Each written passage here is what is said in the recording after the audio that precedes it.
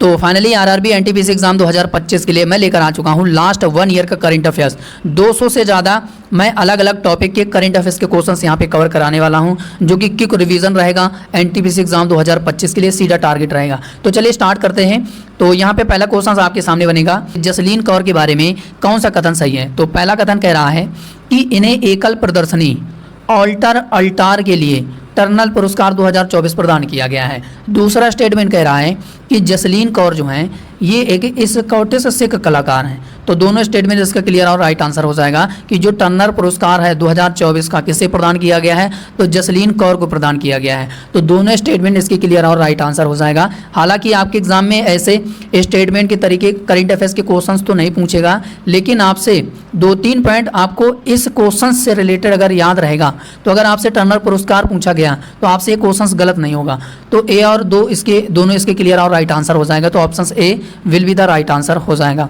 और आपको जो अंतिम टाइम है, जो अंतिम समय है, जो कि आपका एग्जाम 5 जून से इसका एग्जाम स्टार्ट है, करंट अफेयर्स याद करने में जो हेल्प करेगा वो आप फोटो को जरूर फोकस करना है, क्योंकि फोटो ही आपको अंतिम दिनों में करंट अफेयर्स याद करने में मदद करेगी। तो बस फोटो हर एक क्वेश्चन से रिलेटेड आपको याद करते हुए चलना है। क्वेश्चन बनेगा कि G20 कृषि मंत्री स्तरीय बैठक कहाँ पर आयोजित हुई है। तो ये वेरी इंपॉर्टेंट क्वेश्चंस बनेगा, क्योंकि जो भी इंपॉर्टेंट समिट हैं, बैठकें हैं, कहाँ पर इसका आयोजन किया गया है, किस देश में किया गया है, किस शहर में किया गया है, तो एग्जाम के लिए इंपॉर्टेंट होता है। जो भी फेमस समिट होती हैं, तो ये आपके एग्जाम के लिए काफ़ी ज़्यादा इंपॉर्टेंट है। G20 2024 का आयोजन कहाँ पर किया गया है, तो ये ब्राज़ील के कुइयाबा में इसका आयोजन किया गया है। तो ऑप्शन बी इसका राइट आंसर हो जाएगा। और G20 2023 में इसका आयोजन कहाँ पर किया गया था, 2023 में। तो आपको सभी को पता होगा कि भारत में इसका आयोजन किया गया था, और इसकी थीम क्या थी, वसुधैव कुटुंबकम थी 2023 की थीम G20 की। तो आपसे 2024 के बारे में भी पूछा जा सकता है। तो ब्राज़ील के क्युयाबा में G20 2024 का आयोजन किया गया। तो ऑप्शन बी इसका राइट आंसर हो जाएगा। बाकी इमेज भी आप देख सकते हैं कि India participate in G20 agriculture ministerial meeting, इन्हें कहाँ पर इसका आयोजन किया गया है, ब्राज़ील के कुइयाबा में। तो ये चीज़ आपको याद रखना। और भारत की तरफ से किसने इसमें पार्टिसिपेट किया है, तो ये भी आपको याद रखना है कि कृषि राज्य मंत्री रामनाथ ठाकुर ने G20 2024 में, जो कि ब्राज़ील में इसका आयोजन किया गया है, इसमें पार्टिसिपेट भारत की तरफ से रामनाथ ठाकुर जी रहे हैं। तो ये भी आपको याद रखना है।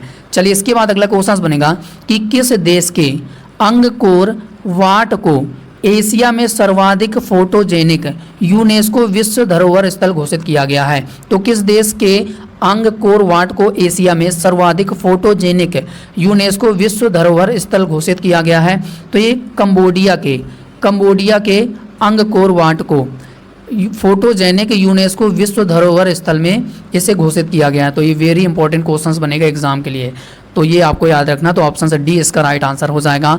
और फोटो में भी जो लिखा है उसे भी आप पढ़ते हुए चलना है। Cambodia Angkor Wat declare most photogenic UNESCO world heritage site in Asia में इसे घोषित किया गया है। किस देश का है ये अंगकोर वाट, कंबोडिया का है। तो ये आपके एग्जाम के लिए इंपॉर्टेंट बनेगा।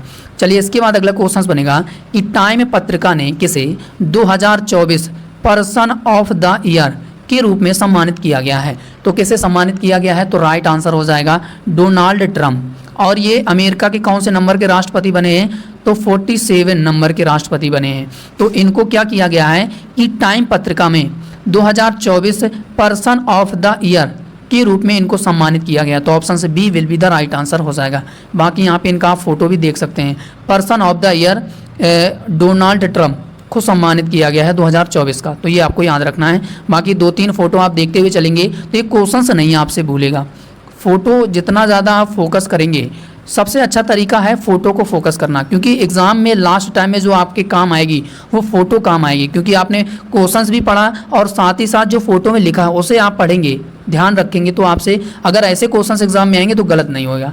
चलिए इसके बाद अगला क्वेश्चन बनेगा कि उत्तर प्रदेश सरकार ने प्रयागराज के महाकुंभ में हुई भगदड़ की जांच के लिए किसकी अध्यक्षता में 3 सदस्यीय न्यायिक आयोग का गठन किया गया था। तो आप सभी को पता है कि जो प्रयागराज में महाकुंभ मेले का आयोजन किया गया था, तो वहाँ पे जो भगदड़ मची थी, काफ़ी लोगों की जान भी गई थी, काफ़ी लोग घायल भी हो गए थे।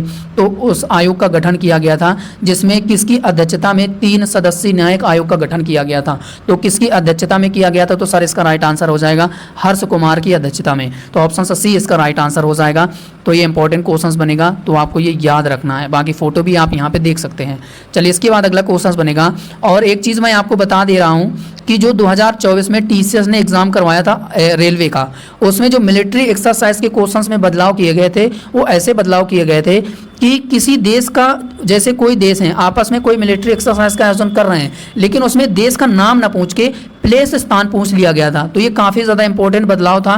तो इस तरीके से आपके एनटीपीसी के एग्जाम में भी ये बदलाव देखने को मिल सकता है। तो ये भी फोकस याद रखना कि जो भी मिलिट्री एक्सरसाइज का आयोजन किस देश के साथ हुआ है और उसका आयोजन 2024 में या 2025 में कहाँ पर किया गया है। तो ये दोनों बातें आपके एग्जाम के लिए काफ़ी ज़्यादा ध्यान रखने के लिए इंपॉर्टेंट बातें हैं। तो जो इक्वेरियन सैन्य अभ्यास है, इसके बारे में कौन सा कथन सही है? तो पहला स्टेटमेंट कह रहा है कि भारत और जापान के साथ होने वाला ये एक सैन्य अभ्यास है, ठीक है। दूसरा कह रहा है कि इसका 13वां संस्करण 2 फरवरी से 15 फरवरी 2025 तक मालदीव में इसका आयोजन किया गया है। तो आप सभी को पता होगा, अगर आप लोगों ने इक्वेरियन के बारे में पढ़ा होगा, तो जो इक्वेरियन अभ्यास है ये भारत के साथ तो होता है, लेकिन ये जापान के साथ नहीं होता है। तो भैया ये भारत और किस देश के साथ होता है? तो ये मालदीव के साथ होता है। मालदीव के साथ ये एक्सरसाइज का आयोजन किया जाता है। तो जापान यहाँ पे गलत हो जाएगा। तो ये चीज़ आपको याद रखना कि जो इक्वेरियन मिलिट्री एक्सरसाइज है ये भारत और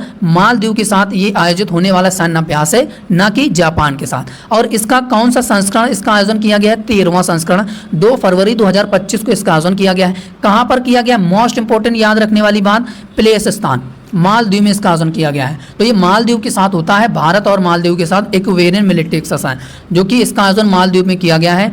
तो ऑप्शन सी इसका राइट आंसर हो जाएगा। अब सी इसका राइट आंसर इसलिए होगा कि केवल 2, क्योंकि जापान के साथ नहीं होता है, ये मालदीव के साथ होता है। तो ऑप्शन सी इसका राइट आंसर हो जाएगा। अब आपको ये चीज़ याद रहेगा कि अगर आपसे ये एग्जाम में क्वेश्चन आया तो आपके दिमाग में ये रहेगा कि अगर ऑप्शन में कभी जापान देगा तो आपसे तुरंत उसको आप गलत कर देंगे, क्योंकि इक्वेरियन में जो मैंने आपको बताया वो जापान इसका राइट आंसर नहीं होगा। जापान के साथ ये एक्सरसाइज भारत नहीं करता है, मालदीव के साथ करता है। तो पहले से ही आपको ये पता हो जाएगा कि जापान नहीं, इसके साथ मिलिट्री जो एक्सरसाइज है इक्वेरियन, ये भारत और जापान के साथ नहीं होता है, ये मालदीव के साथ होता है। तो इस तरीके से ये आपके याद करने के लिए एग्जाम में आएगा तो हेल्प करेगा। तो इक्वेरियन अभ्यास है जो कि मालदीव में इसका आयोजन किया गया है, 13वां संस्करण। तो ये चीज़ आपको याद रखना है। चलिए इसके बाद अगला है कि किसने प्रगति के 44वें संस्करण बैठक की अध्यक्षता की है? तो किसने की है? तो सर इसका राइट आंसर हो जाएगा हमारा नरेंद्र मोदी जी के द्वारा। जो भी इंपॉर्टेंट उद्घाटन है, किस बैठक की अध्यक्षता किसके द्वारा की गई है, ऐसे एग्जाम में क्वेश्चंस पूछे जाते हैं। तो ऑप्शन से डी इसका राइट आंसर हो जाएगा। यहाँ पे आप देख सकते हैं कि मोदी जी के द्वारा 44 प्रगति बैठक की अध्यक्षता की है मोदी जी ने। तो ये आपको याद रखना है। चलिए इसके बाद अगला है कि किस राज्य ने श्री कृष्ण गमन पथ नामक एक धार्मिक सर्किट विकसित करने की घोषणा की है? तो किस राज्य ने की है? तो सर इसका राइट आंसर हो जाएगा ये राजस्थान और मध्य प्रदेश राज्य ने मिलकर क्या किया है कि श्री कृष्ण गमन पथ नामक एक नया धार्मिक सर्किट विकसित करने की घोषणा की है। तो ऑप्शन सी इसका राइट आंसर हो जाएगा। तो ये आपको याद रखना है। तो यहाँ पे आप फोटो भी देख सकते हैं कि राजस्थान और एमपी सरकार ने मिलकर क्या किया है कि श्री कृष्ण गमन पथ बनाने की घोषणा की है। अब ये कहां से कहां तक इसका आयोजन किया गया है, कहां से कहां तक इसको बनाया जाएगा? तो पहला आप ये वाला फोटो देखिए कि Madhya Pradesh government will develop places related to lord Rama and lord Krishna. ये जो साइट है इसको घोषणा की है बनाने के लिए। और ये कहां से कहां तक? तो उज्जैन से लेकर मथुरा तक। तो ये काफ़ी ज़्यादा इंपॉर्टेंट बनेगा। तो ये आपको याद रखना है। चलिए इसके बाद अगला है कि गृह मंत्रालय ने केंद्र शासित प्रदेश लद्दाख में कितने नए जिले बनाने का फैसला किया है? तो कितने नए जिले बनाने का डिक्लेयर किया है, फैसला किया है? तो 5 नए जिले बनाने का। अब वो 5 नए जिले कौन कौन से हैं ये भी मैं आपको यहाँ पे बताने वाला हूँ। तो यहाँ पे आप फोटो भी देख सकते हैं कि अमित शाह जी के द्वारा ये अनाउंस किया गया है कि जो लद्दाख है इसमें 5 डिस्ट्रिक्ट और बनाए जाएंगे। तो 5 डिस्ट्रिक्ट वो कौन कौन से हैं, तो यहाँ पे आप देख सकते हैं। लेकिन वर्तमान में इसके पहले 2 ज़िले थे, एक तो लेह और कारगिल। अब 5 ज़िले और हो गए हैं, जैसे कि जास्कर हो गया, द्रास हो गया, साम हो गया, नुब्रा हो गया और चांगथांग हो गया। तो ये 5 ज़िले हैं जो कि लद्दाख में बनाने की घोषणा की है। चलिए इसके बाद अगला है कि भारत सरकार ने नई दिल्ली के लाल किले में किस स्वतंत्रता दिवस समारोह का आयोजन किया गया था। तो जो 15 अगस्त को स्वतंत्रता दिवस सेलिब्रेट किया गया था, ये किस नंबर को सेलिब्रेट किया गया था, किस नंबर का, तो 78 नंबर का इसका आयोजन किया गया था। तो ऑप्शन ए इसका राइट आंसर हो जाएगा। तो ये आपको यहाँ पे इमेज भी देख सकते हैं कि इंडिपेंडेंस डे 15 अगस्त को मनाया गया था। कौन सा नंबर का ये सेलिब्रेट किया गया था, 78 नंबर का इसका आयोजन किया गया था। तो ये आपको याद रखना है। अगला है कि किसने भारत के सर्वोच्च न्यायालय के नए ध्वज और नए प्रतीक चिन्ह का अनावरण किया है। तो राइट आंसर हो जाएगा द्रौपदी मुर्मू जी के द्वारा सर्वोच्च न्यायालय के नए ध्वज और प्रतीक चिन्ह का अनावरण किया है। तो ऑप्शन सी इसका राइट आंसर हो जाएगा। इमेज भी आप देख सकते हैं कि president Draupadi Murmu unveils new flag and insignia of the supreme court of India. तो ये नए डिज़ाइन फ्लैग है जो कि इसका डिज़ाइन किया गया है सुप्रीम कोर्ट का। तो यहाँ पे आप देख सकते हैं कि राष्ट्रपति ने बदला सुप्रीम कोर्ट का झंडा। तो ये चीज़ आपको याद रखना है एग्जाम के लिए। अगला है कि 2024 मुख्य विज्ञान सलाहकार गोलमेज सम्मेलन कहाँ पर आयोजित किया गया है। गोलमेज सम्मेलन, जो भी सम्मेलन है इंपॉर्टेंट, वो एग्जाम में पूछा जाएगा। तो सर इसका राइट आंसर हो जाएगा, इसका आयोजन किया गया है पेरिस में। पेरिस में इसका आयोजन किया गया। तो option A will be the right answer हो जाएगा। तो ये चीज़ आपको याद रखना है। अगला है कि ओणम त्यौहार किस राज्य में मनाया जाने वाला एक प्रमुख फसल उत्सव है। तो किस राज्य में हार्वेस्ट फेस्टिवल ओणम जो कि मनाया जाता है, तो सर इसका राइट आंसर हो जाएगा केरला में मनाया जाता है।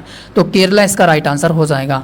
चलिए इसके बाद अगला है कि किस शहर में महारानी एलिजाबेथ द्वितीय का राष्ट्रीय स्मारक बनाया जाएगा। तो किस शहर में बनाया जाएगा, तो राइट आंसर हो जाएगा ये लंदन में बनाया जाएगा। तो option A will be the right answer हो जाएगा। तो काफ़ी ज़्यादा इंपॉर्टेंट है, ये आपको याद रखना है। अगला है कि किस राज्य में विश्व के पहले एशियाई राजा गिद्ध संरक्षण केंद्र का उद्घाटन किया गया है। जो चीज़ भारत में पहली बार स्टैब्लिश की जाए, उसका उद्घाटन किया जाए, शुरू किया जाए, या भारत हो या विश्व में बात हो, तो ये एग्जाम के लिए इंपॉर्टेंट होता है। तो विश्व के पहले एशियाई राजा गिद्ध संरक्षण केंद्र का उद्घाटन कहाँ पर किया गया है, तो भैया ये किया गया है उत्तर प्रदेश में। तो option C will be the right answer हो जाएगा। तो Uttar Pradesh will be the right answer हो जाएगा। तो ये चीज़ आपको याद रखना है। चलिए इसके बाद अगला है कि महाराष्ट्र सरकार ने किस शहर में जनजातीय विश्वविद्यालय स्थापित करने की घोषणा की है। तो सर इसका राइट आंसर हो जाएगा हमारा नासिक में। तो ऑप्शन से B will be the right answer हो जाएगा। तो यहाँ पे आप फोटो भी देख सकते हैं, ठीक है। चलिए इसके बाद अगला है कि हाल ही में संयुक्त राष्ट्र महासभा की कौन सी बैठक आयोजित की गई है। तो संयुक्त राष्ट्र महासभा की कौन सी बैठक आयोजित की गई है 2024 में। तो सर इसका राइट आंसर हो जाएगा हमारा ऑप्शन से बी 79 79वीं। तो ऑप्शन से बी इसका राइट आंसर हो जाएगा। तो ये चीज़ आपको याद रखना है। और इसका आयोजन कहाँ पर किया गया है, 79th season of the UN general assembly. तो ये 10 सितंबर से 30 सितंबर 2024 तक इसका आयोजन किया गया था और ये न्यूयॉर्क में किया गया था, अमेरिका के न्यूयॉर्क में। तो ये चीज़ आपको याद रखना है कि एग्जाम में अगर पूछा जाए कि संयुक्त राष्ट्र महासभा 2024 की बैठक का आयोजन कहाँ पर किया गया है, तो अमेरिका में किया गया है। इसीलिए मैं आपको फ़ोटो याद करने के लिए कहता हूँ कि फ़ोटो में एक्स्ट्रा जानकारी जो एग्ज़ाम के लिए इंपॉर्टेंट है वो वहाँ पे ऐड होती है। तो फोटो में भी आपको फोकस करना है, ठीक है। अगला है कि वर्ल्ड कोकोनट डे विश्व नारियल दिवस कब मनाया जाता है। तो भैया ये मनाया जाता है 2 सितंबर को। तो ऑप्शन से D will be the right answer हो जाएगा। चलिए इसके बाद अगला है कि नेशनल न्यूट्रिशन वीक डे कब से कब तक मनाया जाता है। तो भैया ये मनाया जाता है 1 से 7 सितंबर तक। तो ऑप्शन से C will be the right answer हो जाएगा। अगला है कि किसने दुबई में 140 भाषाओं में गाना गाकर गिनीज वर्ल्ड रिकॉर्ड बनाया है। क्या बनाया है, गिनीज वर्ल्ड रिकॉर्ड। कितने भाषाओं में गाना गाकर, 140 भाषाओं में गाना गाकर दुबई में किसने बनाया है। तो राइट आंसर हो जाएगा स्वच्छता सतीश ने। तो option A will be the right answer हो जाएगा। स्वच्छता सतीश ने दुबई में गिनीज वर्ल्ड रिकॉर्ड बनाया है। यहाँ पे इमेज भी देख सकते हैं। स्वच्छता सतीश इन्होंने क्या किया है कि दुबई में, जो कि केरल राज्य की हैं, 140 भाषाओं में 9 घंटे में गाना गाकर गिनीज वर्ल्ड रिकॉर्ड बनाया है। तो काफ़ी ज़्यादा इंपॉर्टेंट बनेगा। और ये किस राज्य की हैं? केरल राज्य की हैं सुचिता सतीश, जो कि इन्होंने दुबई में 9 घंटे में 140 भाषाओं में गाना गाकर क्या किया है? गिनीज वर्ल्ड रिकॉर्ड बनाया है। बाकी एक फ़ोटो और आप यहाँ पे देख सकते हैं। चलिए इसके बाद अगला क्वेश्चन बनेगा आपके सामने, किस देश ने पहली बार यूनेस्को की विश्व धरोहर समिति की अध्यक्षता और मेज़बानी करेगा? यानी कि 2024 में इसका आयोजन किया गया था। तो किस देश ने यूनेस्को वर्ल्ड हेरिटेज समिति की बैठक का आयोजन किया है, उसकी अध्यक्षता किया है? तो भारत ने किया है। तो option A will be the right answer हो जाएगा। और ये वेरी इंपॉर्टेंट क्वेश्चन बनेगा कि भारत ने पहली बार है जो कि यूनेस्को वर्ल्ड हेरिटेज समिति की बैठक का आयोजन किया है, और ये भारत में इसका आयोजन किया गया है, और ये भारत ने पहली बार किया है, भारत के लिए इंपॉर्टेंट है। तो बाकी याद रखना। अब यूनेस्को के बारे में आपसे क्या क्या स्टैटिक पार्ट में पूछा जा सकता है? इसका full form United Nation Educational Scientific and Cultural Organisation. Headquarter कहाँ पर है? फ्रांस के पेरिस में है। इस्टेब्लिश कब किया गया था? तो 1945 को 16 नवंबर को। तो ये भी आपको याद रखना है। अगला है कि प्रधानमंत्री नरेंद्र मोदी किस देश में पहले हिंदू मंदिर का उद्घाटन किया है? तो किस देश में किया है? जिस हिसाब से 2024 में टीसीएस ने रेलवे के एग्जाम में क्वेश्चंस पूछे गए थे करंट अफेयर्स के, सिर्फ उसी बेसिस पर मैं यहाँ पे आपको करंट अफेयर्स के क्वेश्चंस लेकर आया हूँ। तो यहाँ पे जो इसका राइट आंसर हो जाएगा, ये संयुक्त राज्य अमीरात में किया गया है मोदी जी के द्वारा पहले हिंदू मंदिर का उद्घाटन। तो वेरी इंपॉर्टेंट बनेगा एग्जाम के लिए। तो ये आपको याद रखना, ऑप्शन बी इसका राइट आंसर हो जाएगा कि मोदी जी के द्वारा पहले हिंदू मंदिर ये कहाँ पर किया गया? अबू धाबी में किया गया है। तो ये चीज़ आपको याद रखना है। अगला है कि किसे एम.एस. स्वामीनाथन पुरस्कार से सम्मानित किया गया है? तो किसे प्रदान किया गया है? तो राइट आंसर हो जाएगा बी.आर. कंबोज को। तो option C will be the right answer हो जाएगा। तो ये आपको याद रखना है। अगला है कि किसे अंतरिक्ष सेवाओं में उनके योगदान के लिए order of the British umpire पुरस्कार से सम्मानित किया गया है? वेरी इंपॉर्टेंट क्वेश्चन बनेगा।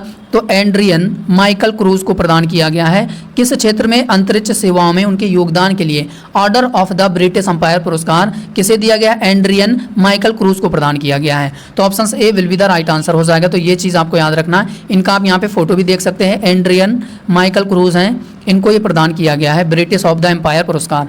अगला है कि कुवेम्पू राष्ट्रीय पुरस्कार 2023 किसे प्रदान किया गया है? अब ये 2024 में प्रदान किया गया था। तो राइट आंसर हो जाएगा शीर्षेंदु मुखोपाध्याय को। तो ऑप्शन से D will be the right answer हो जाएगा। तो ये चीज़ आपको याद रखना है। अगला है कि घुड़सवारी के क्षेत्र में अर्जुन पुरस्कार पाने वाली पहली भारतीय महिला का नाम क्या है, जिनको क्या किया गया है कि अर्जुन पुरस्कार दिया गया है घुड़सवारी के क्षेत्र में? तो दिव्यकृति सिंह का नाम याद रखना। तो ऑप्शन से B will be the right answer हो जाएगा। इनको अर्जुन पुरस्कार प्रदान किया गया है, और ये पहली भारतीय महिला हैं जिनको घुड़सवारी के क्षेत्र में द्रौपदी मुर्मू जी के द्वारा कौन सा पुरस्कार दिया गया है? बाकी यहाँ पे इसका लोगो देख पा रहे होंगे, अर्जुन पुरस्कार दिया गया है।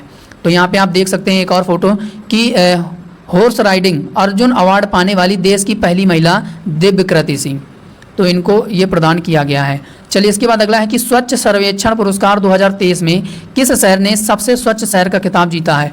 सबसे स्वच्छ शहर का खिताब जीता है तो किस राज्य ने जीता है? तो राइट आंसर हो जाएगा इंदौर और सूरत ने जीता है। तो 2023 का स्वच्छ सर्वेक्षण पुरस्कार में सबसे स्वच्छ शहर का पुरस्कार इंदौर और सूरत राज्य ने जीता है। तो सी ऑप्शन इसका राइट आंसर हो जाएगा। चलिए अगला है कि भारत ने किस देश के साथ मिलकर डेजर्ट साइक्लोन 2024 का आयोजन किया है? तो राइट आंसर हो जाएगा इसका हमारा ये संयुक्त राज्य अमीरात के साथ डेजर्ट साइक्लोन का अभ्यास का आयोजन किया है भारत ने। तो ऑप्शन ए इसका राइट आंसर हो जाएगा। और मैंने अभी आपको बताया, एक तो देशों के नाम याद रखना कि कौन सा मिलिट्री एक्सरसाइज किस देश के साथ होता है, और एक बात और याद रखना प्लेस स्थान। तो जो डेजर्ट साइक्लोन 2024 का आयोजन किया गया है भारत और यूएई के बीच में, इसका आयोजन राजस्थान में किया गया है। तो ये चीज़ भी आपको याद रखना है। चलिए अब आपसे इसकी राजधानी भी पूछी जा सकती है संयुक्त अरब अमीरात की, तो अबू धाबी इसकी राजधानी है। मुद्रा यहाँ पे दरहम चलती है। मोहम्मद बिन जायद अल नहयान राष्ट्रपति हैं, प्रेसिडेंट है। तो ये चीज़ आपको याद रखना है। अगला है इसी तरीके का एक क्वेश्चन और बनेगा कि भारतीय तटरक्षक बल ने किस देश के तटरक्षक बल के साथ मिलकर सहयोग काइजन नामक संयुक्त अभ्यास का आयोजन किया है? तो सर इसका राइट आंसर हो जाएगा हमारा जापान के साथ। तो जापान के साथ ये सहयोग काइजन नामक अभ्यास है जो कि भारत और जापान के साथ होता है। तो ऑप्शन सी इसका राइट आंसर हो जाएगा। तो ये चीज़ आपको याद रखना है। बाकी जापान की राजधानी याद रखना और प्रधानमंत्री याद रखना, मुद्रा याद रखना। तो तीनों चीज़ें आपको याद होनी चाहिए। क्वेश्चन बनेगा कि भारत और किर्गिस्तान के बीच होने वाले युद्ध अभ्यास जिसका नाम खंजर है, इसका कौन सा संस्करण है जो कि हिमाचल प्रदेश में इसको शुरू किया गया है। अब इससे आपको कितनी चीज़ें क्लियर हो जाएंगी। एक तो खंजर आपको पता चल गया कि किन किन देशों के साथ इसका आयोजन किया जाता है, तो ये भारत और किर्गिस्तान के बीच। अब 2024 में इसका आयोजन कहाँ पर किया गया है, क्योंकि प्लेस स्थान इंपॉर्टेंट है, तो हिमाचल प्रदेश में इसका आयोजन किया गया है। HP से याद रखना हिमाचल प्रदेश। कौन सा संस्करण इसका आयोजन किया गया है, तो भैया इसका आयोजन किया गया 11वां संस्करण खंजर का। भारत और किर्गिस्तान के बीच होने वाला ये युद्ध अभ्यास है और इसका आयोजन हिमाचल प्रदेश में इसका आयोजन किया गया है। 11वां संस्करण इसका आयोजन किया गया है। तो बाकी एक ही क्वेश्चंस में 2-3 क्वेश्चंस आपको याद हो जाएंगे। तो मैं आपको इस तरीके से फोटो भी दिखाऊंगा जो कि क्वेश्चंस आपको तो याद रहेगा, साथ ही साथ फोटो भी आपको देखेंगे तो कायदे से क्वेश्चंस आपको याद रहेगा लंबे समय तक। जो आपका एग्जाम 5 जून से इसका एग्जाम स्टार्ट है NTPC का, तो वहाँ तक आपको ये मदद करेगा फोटो एग्जाम तक। तो ये चीज़ आपको याद रखना है। बाकी किर्गिस्तान की राजधानी याद रखना बिश्केक है, ठीक है, और मुद्रा याद रखना, राष्ट्रपति याद रखना, तो ये आपको याद रखना है स्टैटिक पार्ट। अब इसी के साथ साथ एक और क्वेश्चन बनेगा कि जो भारतीय सेना है ये किस देश की सेना के साथ मिलकर संयुक्त विशेष बल साइक्लोन का सेकेंड संस्करण का आयोजन कर रही है। तो किस देश के साथ मिलकर साइक्लोन का अभ्यास कर रही है भारत, तो राइट आंसर हो जाएगा मिस्र। इजिप्ट के साथ ये साइक्लोन का आयोजन है जो कि भारत और मिस्र के साथ होता है। तो दूसरा संस्करण है 2024 में इसका आयोजन किया गया है। तो ऑप्शन ए इसका राइट आंसर हो जाएगा। तो ये चीज़ आपको याद रखना है। अब मिस्र के बारे में आपसे राजधानी पूछी जा सकती है, राष्ट्रपति पूछे जा सकते हैं, मुद्रा पूछी जा सकती है। तो तीनों चीज़ें आपको याद रखना है। चलिए इसके बाद डेजर्ट नाइट की बात करें तो डेजर्ट नाइट ये भारत और किस देश के साथ होता है, तो भैया इसका राइट आंसर हो जाएगा हमारा ऑप्शन सी, यानी कि फ्रांस और संयुक्त अरब अमीरात। ये 2 देश हैं जो कि भारत के साथ डेजर्ट नाइट का अभ्यास करते हैं। तो दोनों आपको याद रखना है। यानी कि अभी तक जो मैंने लाइन तार से जो मिलिट्री एक्सरसाइज के क्वेश्चंस आपको याद कराया है, किसी न किसी शिफ्ट में NTPC के एग्जाम में ये क्वेश्चंस फिक्स है, आपसे ज़रूर पूछे जाएंगे। तो ये इस तरीके से लाने का मकसद ये था कि एक ही जगह आपको सारे एक्सरसाइज कंप्लीट हो जाएं जो आपके एग्जाम के लिए इंपॉर्टेंट बने। तो ये चीज़ आपको याद रखना है क्योंकि किसी न किसी शिफ्ट में मिलिट्री एक्सरसाइज से एक क्वेश्चन जरूर पूछा जाएगा। तो डेजर्ट नाइट का अभ्यास जो है ये फ्रांस और संयुक्त अरब अमीरात भारत के साथ ये हवाई अभ्यास है। तो ये चीज़ आपको याद रखना है, ठीक है। और इसका आयोजन कहाँ पर किया गया है, तो अरेबियन सी में इसका आयोजन किया गया है, ठीक है।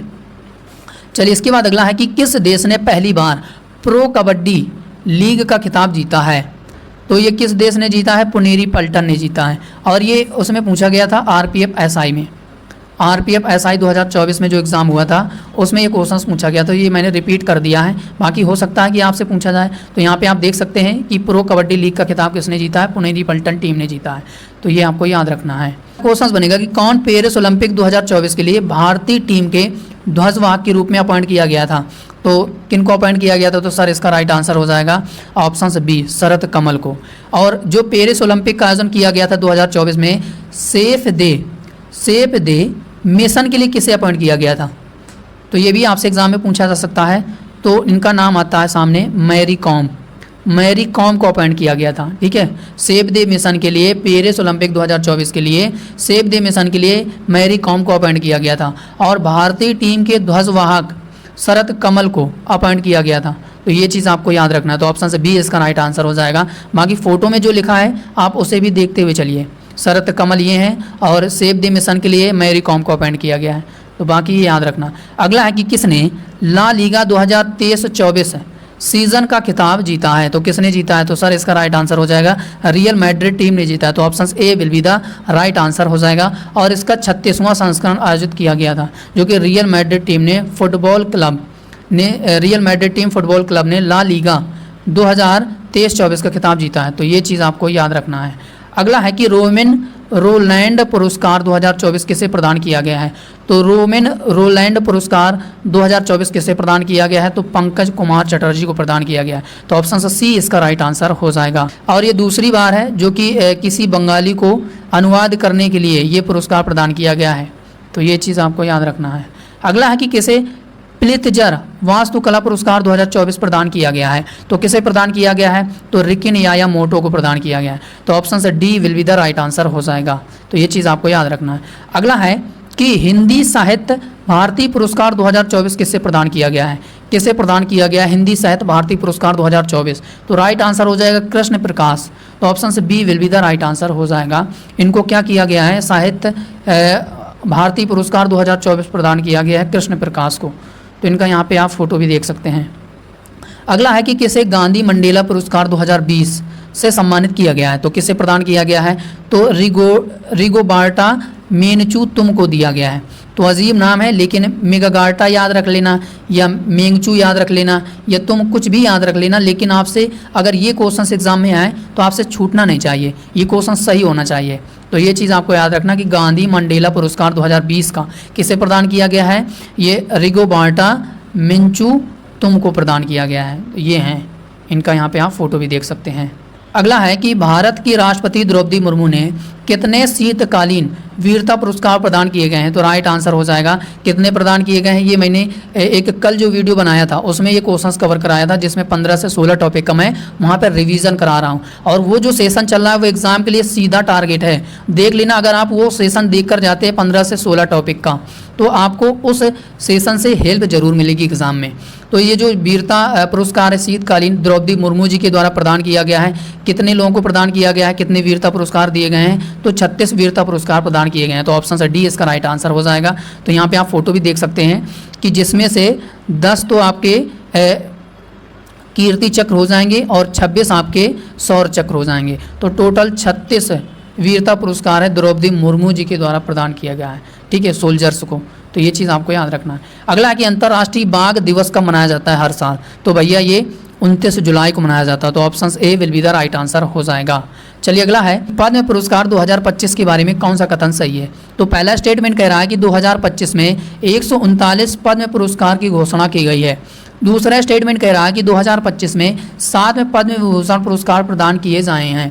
तीसरा कह रहा है कि पद्म पुरस्कार की स्थापना भारत सरकार ने 1954 में की थी। तो ऐसे क्वेश्चंस लाने का मकसद ये है कि 2-3 पॉइंट आपको क्लियर हो जाएं, क्या ना एग्जाम में पूछ लिया जाए। हो सकता है कि आपसे स्टैटिक पार्ट में पूछ लिया जाए कि पद्म पुरस्कार की स्थापना कब की गई थी? 1954 में की गई थी।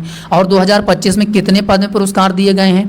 तो 139 पद्म पुरस्कार दिए गए हैं, 7 पद्म विभूषण पुरस्कार प्रदान किए गए हैं। तो इसके तीनों स्टेटमेंट क्लियर और राइट आंसर हो जाएगा। तो ऑप्शन से D will be the right answer हो जाएगा। और ये काफ़ी ज़्यादा इंपॉर्टेंट पद्म पुरस्कार है, 2025 प्रदान किया गया है। पद्म भूषण और पद्मश्री पुरस्कार तो एग्जाम के लिए भैया काफ़ी ज़्यादा इंपॉर्टेंट है। यानी कि 7 पद्म विभूषण है, 19 पद्म भूषण है और 113 पद्मश्री पुरस्कार हैं। तो ये टोटल पद्म पुरस्कार आपको याद रखना है, ठीक है।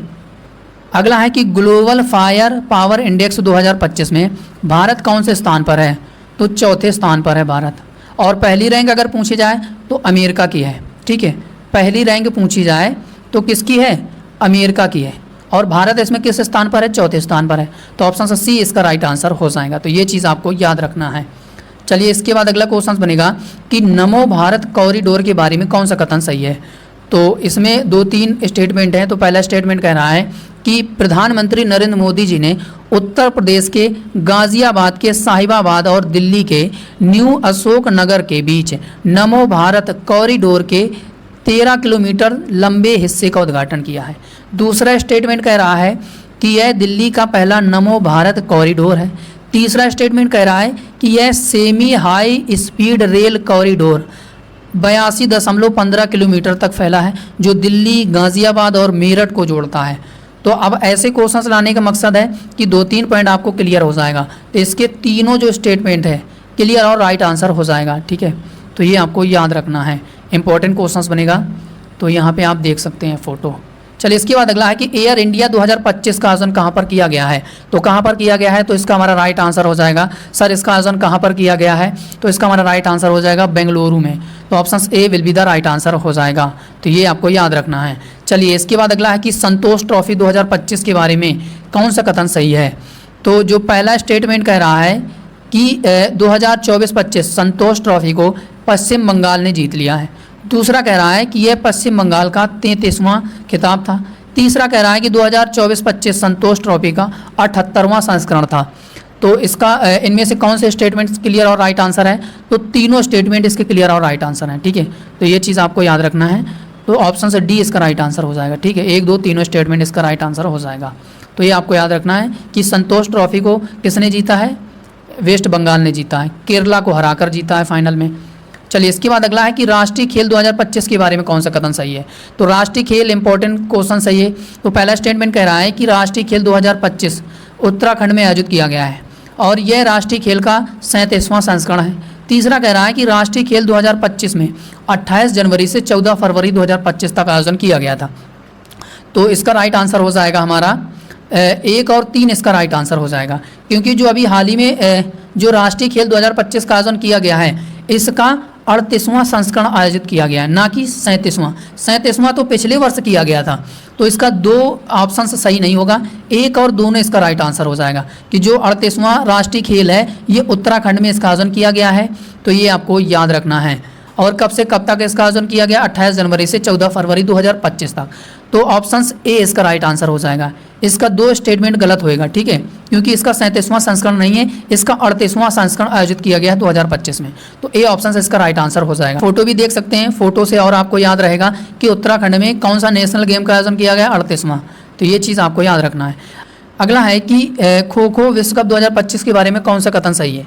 तो पहला स्टेटमेंट कह रहा है कि खो खो विश्व कप 2025 13 जनवरी से 19 जनवरी तक इसका आयोजन किया गया है। दूसरा स्टेटमेंट कह रहा है कि इसका दूसरा संस्करण आयोजित किया गया है। और तीसरा कह रहा है इसका जो शुभंकर है, मस्कट है, ये तेजस और तारा है। तो ये आपको याद रखना है। तो तीनों स्टेटमेंट इसकी क्लियर और राइट आंसर हो जाएगा। तो ऑप्शन सा D will be the right answer हो जाएगा। तो ये चीज़ आपको याद रखना है। अगला क्वेश्चन बनेगा कि कौन सा देश 2025 में सैन्य विमान बेड़े के मामले में दुनिया का सबसे शक्तिशाली देश बना है। तो अभी मैंने आपको बताया कि अमेरिका पहले स्थान पर है, ठीक है, और भारत किस स्थान पर है, भारत की रैंक तो चौथी है, भारत की रैंक। तो ये भी आपको याद रखना है, ठीक है, भारत पहले स्थान पर है। चलिए इसके बाद अगला है कि कौन इंटरनेशनल स्पेस स्टेशन के लिए एक अंतरिक्ष मिशन को चलाने वाले पहले भारतीय अंतरिक्ष यात्री बन गए हैं। तो कौन बन गए हैं, तो राइट आंसर हो जाएगा इसका हमारा ऑप्शन सी, शुभांशु शुक्ला। तो ऑप्शन सी इसका राइट आंसर हो जाएगा। तो ये चीज़ आपको याद रखना है। चलिए अगला है कि ब्लूमबर्ग के एशिया के सबसे अमीर परिवार 2025 सूचकांक में किसने एशिया के सबसे अमीर परिवार के रूप में शीर्ष स्थान हासिल किया है। तो एशिया में बात की जा रही है तो अंबानी पहले स्थान पर है। तो ऑप्शन से डी इसका राइट आंसर हो जाएगा। चलिए अगला कि अभी हाल ही में जारी आंकड़ों के अनुसार 15 जनवरी 2025 तक कितने करोड़ से अधिक जनधन खाते खोले जा चुके हैं। तो ऐसे एग्जाम में आएगा क्वेश्चन से चांसेस है। तो 54.58 करोड़ जनधन खाते 15 जनवरी 2025 तक खोले जा चुके हैं। तो ऑप्शन ए इसका राइट आंसर हो जाएगा। चलिए आप यहाँ पे फोटो भी देखते हुए चलिए। अगला है कि अंतर्राष्ट्रीय सरस्वती महोत्सव 2025 के बारे में कौन सा कथन सही है। तो इसका उद्घाटन राजस्थान के मुख्यमंत्री, अब ये चीज़ जिसको पता होगा कि ये राजस्थान के मुख्यमंत्री नहीं है, नायब सिंह सैनी। तो ये किस राज्य के मुख्यमंत्री हैं, नायब सिंह। तो यहाँ पे आपको खुद ही पता होगा, जिसको नहीं पता है तो ये हरियाणा के हैं। तो पहला स्टेटमेंट तो गलती है इसका, क्योंकि ये हरियाणा के मुख्यमंत्री हैं, ना कि राजस्थान के। तो हरियाणा के मुख्यमंत्री ने अंतर्राष्ट्रीय सरस्वती महोत्सव 2025 को उद्घाटन किया है। और इसका जो महोत्सव है ये 29 जनवरी से 4 फरवरी 2025 तक इसका आयोजन किया गया है। तो जो पहला स्टेटमेंट है ये गलत हो जाएगा आपका, क्योंकि ये राजस्थान के मुख्यमंत्री नहीं है, ये हरियाणा के मुख्यमंत्री है। तो इसका केवल 2 इसका राइट आंसर हो जाएगा। तो ये चीज़ आपको क्लियर हो गई कि जो नायब सिंह सैनी हैं ये कहाँ के मुख्यमंत्री हैं, ये हरियाणा के हैं और ये राजस्थान के नहीं है। तो राजस्थान इसका गलत हो जाएगा। तो ये चीज़ आपको याद रखना है। तो जो 7 डे इंटरनेशनल सरस्वती महोत्सव का आयोजन है 2025 में हरियाणा में किया है, नायब सिंह सैनी के द्वारा इसका उद्घाटन किया गया है। तो यहाँ पे आप देख सकते हैं कि हरियाणा के मुख्यमंत्री नायब सिंह सैनी ने 29 जनवरी 2025 को हरियाणा के यमुनानगर जिले के आदि बद्री में 7 दिवसीय अंतर्राष्ट्रीय सरस्वती महोत्सव 2025 का आयोजन किया गया है। इसे आपको याद रखना है। अगला क्वेश्चन बनेगा कि हाल ही में कौन सा देश संयुक्त राष्ट्र मानवाधिकार परिषद से हट गया है। तो राइट आंसर हो जाएगा अमेरिका हट गया है। और अभी हाल ही में अमेरिका और किस चीज़ से हटा है, तो WHO से भी हट गया है। तो यानी कि इम्पोर्टेंट है, ये जितने भी इम्पोर्टेंट संगठन है, कौन सा देश किस में भाग ले रहा है, कौन सा देश सदस्य बना है, कौन सा देश हट रहा है, जा रहा है, आ रहा है, एग्जाम में पूछा जाता है। तो ये UN ह्यूमन राइट्स काउंसिल से हट गया है अमेरिका। तो ऑप्शन से डी इसका राइट आंसर हो जाएगा। चलिए अब आपसे और इसके बारे में क्या क्या पूछा जा सकता है। इसे एस्टैब्लिश कब किया गया था, तो 15 मार्च 2006 को। हेडक्वार्टर कहाँ पर है, स्विट्जरलैंड के जिनेवा में है। तो एग्जाम के लिए इंपॉर्टेंट है, स्टैटिक पार्ट, ये आपको याद रखना है। अगला है कि भारत ने कितने गीगावाट सौर ऊर्जा क्षमता हासिल की है। तो सर इसका राइट आंसर हो जाएगा हमारा ऑप्शन ए, 100 गीगावाट सौर ऊर्जा क्षमता हासिल की है भारत ने। तो ऑप्शन ए इसका राइट आंसर हो जाएगा। अगला है कि विश्व आर्थिक मंच की 54वीं बैठक का आयोजन कहाँ पर किया गया है। तो ये चीज़ मैं ऑलरेडी कवर करा चुका हूँ ये क्वेश्चन। तो स्विट्जरलैंड के दावोस में इसका आयोजन किया गया है। तो ऑप्शन से डी इसका राइट आंसर हो जाएगा। अगला है कि टेक महिंद्रा ग्लोबल शतरंज लीग का सेकेंड संस्करण कहाँ पर आयोजित किया गया है। तो राइट आंसर हो जाएगा ये किया गया है इंग्लैंड के लंदन में। तो ऑप्शन से बी इसका राइट आंसर हो जाएगा। तो ये चीज़ आपको याद रखना है।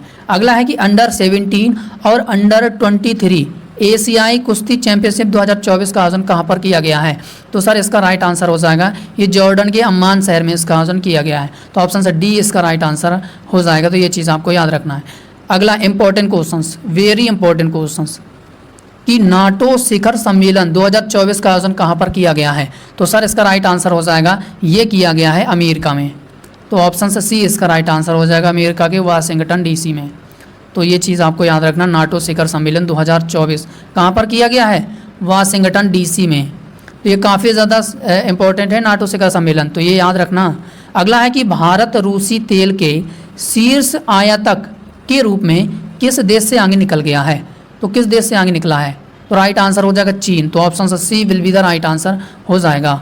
अगला है कि राष्ट्रीय चिकित्सक दिवस कब मनाया जाता है। तो भैया ये मनाया जाता है 1 जुलाई को। तो ऑप्शन से बी इसका राइट आंसर हो जाएगा। चलिए इसके बाद अगला है कि मई 2024 में शुरू होने वाली दुनिया की दूसरी सबसे luxury train palace on wheels Uttar Pradesh के किन शहरों में यात्रा करेगी। तो राइट आंसर हो जाएगा ये अयोध्या, वाराणसी, प्रयागराज, मथुरा, वृंदावन, इन सभी शहरों में यात्रा करेगी। तो ऑप्शन से डी इसका राइट आंसर हो जाएगा। अगला है अब ज्ञानपीठ पुरस्कार 2025 के बारे में कौन सा कथन सही है। तो 2025 का जो ज्ञानपीठ पुरस्कार प्रदान किया गया है वो विनोद कुमार शुक्ल को प्रदान किया गया है और इसका 59वां संस्करण प्रदान किया गया है। और इसके पहले 2024 में एक 58वां ज्ञानपीठ पुरस्कार दिया गया था। तो राम जगत गुरु राम भद्राचार्य को दिया गया था, एक गुलजार को दिया गया था। ये 2024 का था 58वां। अब ये 2025 का है। विनोद कुमार शुक्ल को ज्ञानपीठ पुरस्कार 2025 59वां दिया गया है। तो ये दोनों चीज़ें आपको ये याद रखना है, ठीक है। बाकी ऑप्शन से डी इसका राइट आंसर हो जाएगा। फोटो भी आप देखते हुए चलेंगे तो आपको ये याद रहेगा। बाकी 58वां ज्ञानपीठ पुरस्कार 2023 का जो कि 2024 में प्रदान किया गया था, संस्कृत के लिए राम भद्राचार्य को दिया गया था, उर्दू के लिए गुलजार को दिया गया था। तो ये आपको याद रखना है। अगला है कि किसने Spanish super cup football tournament का खिताब जीता है। तो रियल मैड्रिड ने जीता है। तो ऑप्शन बी इसका राइट आंसर हो जाएगा। तो रियल मैड्रिड सऊदी अरब में खेले गए, इसका आयोजन सऊदी अरब में किया गया था और बार्सिलोना को हराकर सुपर स्पेनिश फुटबॉल टूर्नामेंट का खिताब जीता है। तो ये चीज़ आपको ये याद रखना है। तो उम्मीद है ये लास्ट 1 ईयर का करंट अफेयर्स आपको बेहतरीन लगा होगा। 200 से ज़्यादा क्वेश्चंस हैं जो कि अलग अलग टॉपिक के हैं और ये वो टॉपिक के क्वेश्चंस हैं जो एग्जाम में वाकई में पूछे जाएंगे, क्योंकि 2024 में जो एग्जाम हुआ था TCS ने जो रेलवे के एग्जाम कराए थे उनमें इन सभी टॉपिक के क्वेश्चंस पूछे गए थे। तो बाकी आज की क्लास कैसी लगी, और इसी तरीके से मैं करंट अफेयर्स लास्ट 1 ईयर का 5 जून तक कंप्लीट रिवीजन करा दूंगा जो कि आपके एग्जाम के लिए सफिशिएंट रहेगा। बाकी सेशन कैसा लगा अपना फीडबैक, लाइक, शेयर, कमेंट और सब्सक्राइब करके जरूर बताइएगा। बाकी चैनल में पहली बार जुड़े हैं तो प्लीज़ चैनल को सब्सक्राइब करके जरूर जाइएगा। तो आज के लिए इतना ही, मिलते हैं किसी नए वीडियो पर। तब तक के लिए जय हिंद, जय भारत, वंदे मातरम।